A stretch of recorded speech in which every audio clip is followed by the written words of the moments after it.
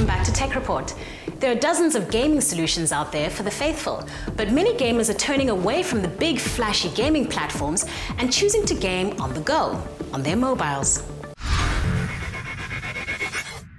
Mobile gaming is so much more than just Angry Birds. In fact, many big-budget PC and console games from over the years have been ported to your phone. Yes, there is generally a small cost, but with these games dropping a few rands, it's definitely worth it. If investigating and crime-solving is your bag, then there's an all-time classic point-and-click adventure game which has made its way to your smart device. It's called Broken Sword. Originally released on PlayStation 1 and PC way back in 1996, that's almost 17 years ago, Broken Sword has been re-released on many different formats and has seen many different versions. So this one, the director's cut, is the culmination of all of these.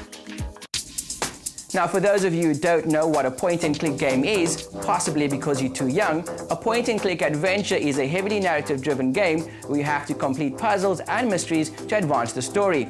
Our only gripe is that the text and icons are a little small on screen. That said, the voice acting is wonderfully animated and cheesy, so most of the times you can rather listen than read. You want to find out who killed your husband? Then you let me do the job, not the police. An absolute stone-cold classic, one of the first and probably one of the reasons we now have amazing stories in modern narrative-driven games today. Download Broken Sword, director's cut, now. If speed is what gets your juices flowing, then probably what you'll want most is Need for Speed's Most Wanted, with amazing 3D graphics that add to every thrill of tilt steering, nitro swiping and fender bending moment. It's fast, it's the perfect specimen of how swiftly gaming has improved in the realm of mobile.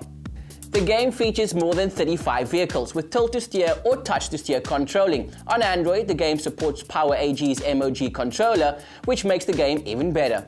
You'd be hard-pressed to find a finer racing experience than Need for Speed Most Wanted. Rockstar Games, the company behind the insanely popular Grand Theft Auto series, ported its PlayStation 2 classic Vice City for its 10th anniversary edition to iOS and Android, and it seems better than ever.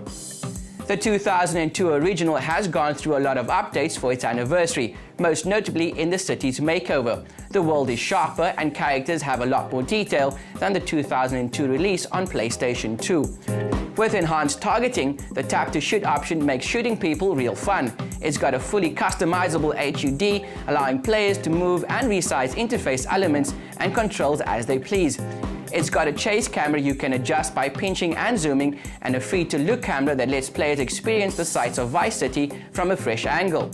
On a touchscreen, however, the controls really seem to suffer, and we spend more time crashing into walls than getting on with the story. Maybe it's just a matter of practice.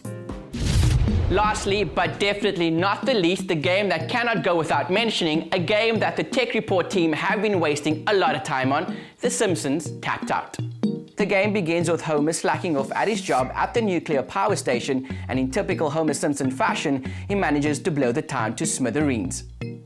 And that's where your gameplay sets in. You get to build Springfield back up from scratch. The gameplay is simple. You make houses, roads, buildings and shops on the allotted space and continue to expand Springfield. Your job is to get as many characters and restore Springfield to its former glory. The gameplay takes place in real time, so you set the characters' goals that take anywhere between 45 seconds and 24 hours, and then return to the game later to reap the rewards. Gamers, better make sure your phone is up and charged because you have hours of gaming ahead.